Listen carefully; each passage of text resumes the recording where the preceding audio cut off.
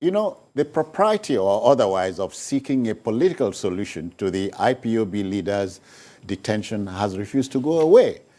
The Global Igbo Alliance Worldwide, a Pan Igbo Group, says that releasing the leader of the Independent People of Biafra, a separatist organization, would restore peace and security in the geopolitical zone. A communique issued by IPOB, the highest decision-making organ of the group, and signed by its president, Professor George Obiozo, believes that releasing Nnamdi Kanu and other Igbo youths detained for different alleged offenses is the first crucial step in restoring peace and security. Jide, we are thinking of a political victory here, you know, for federal government. So the topic will continue to be here. I don't see, all I want to see is for us to have peace in the Southeast. All I want to see is for the Monday sit at home to come to an end. Because IPOB has already dissociated itself from the sit at home. But cultists and other criminals continue to enforce it. And because people do not have faith in the capacity of the security agencies to protect them, if they were to brave the sit-at-home directive, yeah, they would rather stay in their homes. Because, look, it doesn't profit anybody for people to sit at home when they're supposed to be working and contributing to more so the Igbo country. Yes. These are people who are energetic, they are very enterprising and inventive when it comes to business. Many of our people can't open their containers. Mondays used to be the days when they open their containers in Onitsha. But now, all that's gone. That has gone. They've relocated such containers to places like Akwa Ibom and even neighboring rivers. Neighboring Delta. Delta has benefited so much from the carnage that is going on in the Southeast. At least I was in Anambra, I was in Imo, you know, and I was in Delta State in the last 2 months. So I know what the people are going through. This sit at home is ruining businesses. Schools have now resorted to opening on Saturday. On Saturdays. I hear.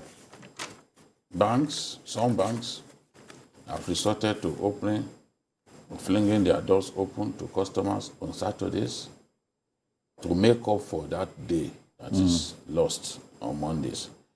And all this is happening because of insecurity, very, very, very fluid security situation in those states. If I want to believe that since this whole thing began because as a response to Kanu's detention, if he is released from detention, as those Igbo leaders said, I'm sure that things will calm down in a very terrific manner in the Southeast. I believe that they are saying the truth when they say, look, release this guy and some of the others that you detained and we'll have peace. Yeah. Force does not always solve problems. Sometimes it does. I can tell you many times it doesn't. And there are experiences that we can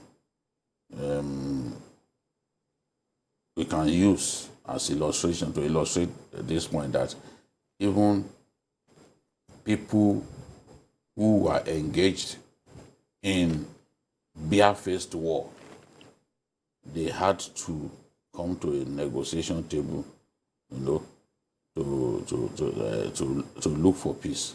So I've given the example of even Colombia, after killing one another for about 60 years. Yeah, yeah. Government and the rebels, the rebels, FARC rebels, they had to sit down together at the table to look for peace. So those who think that a resort to dialogue is a demonstration of weakness, I just pity them. It is not weakness. It's the realization that peace is of prime importance. Peace is important, and whichever steps we can take to get to achieve peace, we've got to take it. Yeah. If you know, my approach is a pragmatic one. If I'm convinced, for example, that our armed forces can get the job done, can secure the whole area, can ensure that people don't get killed cheaply, frankly, I won't say let's try to go for peace. But in a situation in which you can't secure the people, Ebubiagu was created by the governors of the Southeast. Ebubiagu is largely ineffective, anonymous, at least when it comes to protecting the area. Even Ebubiagu will stay away on Mondays. They won't be seen. Policemen stay away from the streets on Mondays. So we just have to find a way. Wale, but you realize that for Nnamdi Igbo, as indeed for people in my part of the country, the South, homecoming at Christmas is key. Yeah. So you are looking at Christmas, the season, 21 days away, and the feeling that you cannot go home and enjoy your Christmas is something that makes the heart heavy. I think as someone that lived in that area before, I know that they are predominantly Christians. And Christmas, I think, is the most important festival for them. Yeah. You know, apart from the traditional Ofala festival and all that, you know. So a lot of people will be looking towards December as the moment of reunion with their loved ones, a moment of joy and excitement. And if you have worked all throughout the year, and the next thing is for you to go and relax just for 1 or 2 weeks. So I think for now, I believe that what is going on in the Southwest will affect a lot of people who have wished to come to their ancestral home. But then, how do we address this problem? I'm not a fan of Nnamdi Kanu because of his caustic rhetorics. But that does not diminish the fact that it's not about me. It's not about whether I like his face or not. It's about what the law says. There has been Federal High Court judgment in Abuja that set him free. There's also the Court of Appeal. So that knock out most of the charges against him. And in fact, the court said that his adoption violated extradition treaty. So I think it's not about the mood swing of the president or the wishes, personal wishes of the Minister of Justice. It's about the rule of law. So if the Court of Appeal at the High Court in Abuja have given significant judgments, I think the best thing is for the government to release him. Now, for the government to be holding him suggests that this appears to be a political trial. And that means there may be need for political solution. Because what they are fighting for, you know, what they claim to be fighting for, even though the manner of approach some may disagree with, self-determination, is recognized by several international conventions. Since 1945, the UN had made declaration on the right of people to self-determination. The United Nations Universal Declaration of Human Rights in 2007. And in fact, Nigeria ratified some of the conventions. For instance, the Convention of Biological Diversity, the ILO Convention 169 on the right of indigenous people to free informed consent of resources being, you know, harnessed from their ancestral homes. There are a lot of conventions, even the African Charter on human and people's rights. So you cannot come out with your own word when there are various charters, and Nigeria and the whole world, they are looking up to Nigeria as a good example in Africa. So I think once there are court pronouncements, they should be released. And if you think that releasing will cause problems, negotiate with him. There is no doubt that Kanu is a phenomenon in the Southeast. People become heroes either out of fear or love, or both. But the fact of the matter is that people are staying back home even when their governors ask them to report to duty. So it means there is a kind of support for him. So I think what the government should do is to negotiate. It's never a thing of shame that we have negotiation with people. Negotiation is part of democratic process. Negotiate with him and let us have some level of peace in the South. Not to forget that this country will have gone through war before, 30 months, and we don't want that to repeat itself. Yeah. And the only way we can avoid it is justice. And to recognize the fact that people have the right to express themselves, and then if you don't agree, negotiate with them. Yeah, disagreement is necessary in debates, because if we disagree, the more, the chances are there that you see that somebody was right somewhere and somebody was wrong. So it pays government to go back to the question, should we release this guy for so and so reasons and so on? Well, the government is a product of the law. And if somebody wins in court, as I've said on this program a number of times, you can't choose what court orders to obey. Yeah. You can't choose what court orders to obey. You've got to obey the law, the order of the court. Trying to buy time and going back to the same judge who ordered his release to get another to keep him and all that, I don't think it's right. It suggests that there is more to this case that we probably do not know. Kanu can be approached through some of the Igbo leaders that he respects. Remember, we lost one of them recently. First Republic Aviation Minister. Yeah. Yes, he told the president, he said, release him to me.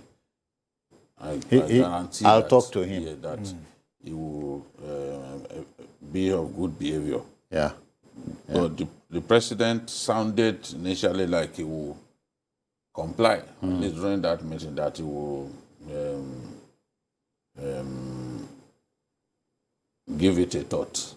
But we started hearing the justice minister say all kinds of things, and I knew that the president had been prevailed upon not to grant that opportunity for Kanu's release. And the president came out to say that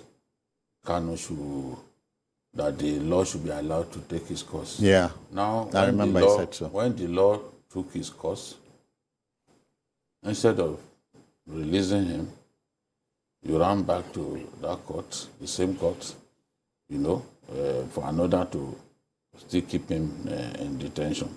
What would you do if the biggest court in the land, for example, were to order his release? Because we are not lawyers, but if you read that judgment, it showed clearly that either the government lawyers didn't know what they were doing, or they just did a shoddy job. Because the law is clear. The law is clear about how you can bring in a fugitive from a foreign land. The law is clear. And once you breach that law, you can't get judgment. In any case, there was also the matter of where did he commit the offense. Okay. Jurisdiction. Yes, that was he bought a transmitter, was using that transmitter to preach hate and all that. We are against all that, preaching hate, calling for violence and all that. Of course, we are against that. We've condemned him in the past. But Kanu's lawyers are arguing that offense, if you are saying that, okay, he bought a mast and was transmitting from a location in Anambra. Kanu's lawyers are saying by that, it has outstripped the Abuja court of jurisdiction.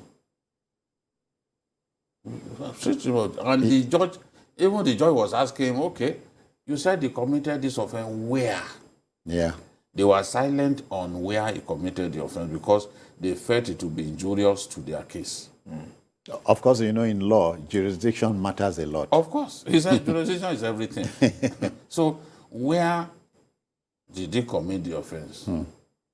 We were wrong in bringing him the way we brought him in. We were wrong. He breached all known Rules and non-global convention and all that. But now he has won 2 cases in court now. There was a case he won in Umuahia, court in Umuahia. He's won another one in Abuja. So how many cases will he win against us before we do what is right? And in my view, what is right is consider the option of dialogue. Consider it. Because you lose nothing. Yes. After all, we have dialogue with bandits before. Yeah. You Outlaws. lose nothing. We dialogue with them. This is still someone that we can dialogue with.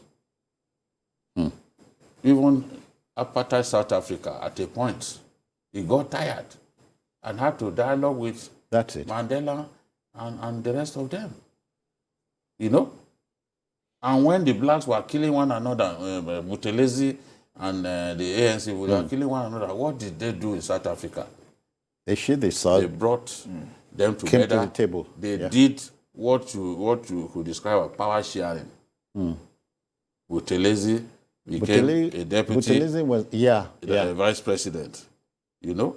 And the killing stopped instantly. You give something, lose something. Yes, you know, the black on black violence stopped instantly. Once Buthelezi's camp was accommodated. This is the extent to which dialogue helps to stop bloodletting. And our leaders need to realize that it is not in all cases that you achieve peace by going to court. It is not in all cases that you stop a war by actually achieving victory on the battlefield.